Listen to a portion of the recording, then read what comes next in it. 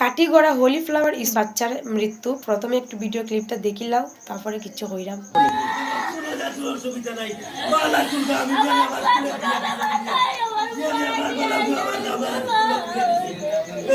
বাচ্চার মার চিল্লি তো তোমরা শুনছো, মানে কতটুক কষ্ট পাইয়া এরকম চিল্লার। আমরা যখন আমরা বাচ্চা তারা স্কুলে দিই, আমরা তো সাথে থাকি না।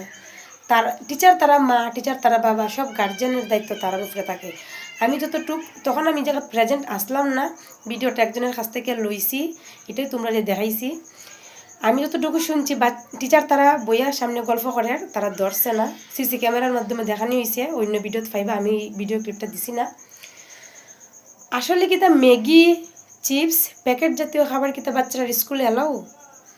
এত ছোট একটা বাচ্চা, তারা এরকম তো টিফিনে কিতা খায় না খায়, মিস আন্টি তারা কেউ পাশে থাকতে আসলো, তাকে দেখতে আসলো, এরকম মৃত্যু। আমি চাই তারা করার থেকে করা শাস্তি হোক। আমি একটা মা, আমারও ছোট বাচ্চা আছে, মানে এটা হওয়ার মতো আর কিচ্ছু হওয়ার মতো বাসা নাই, অতটুকুই।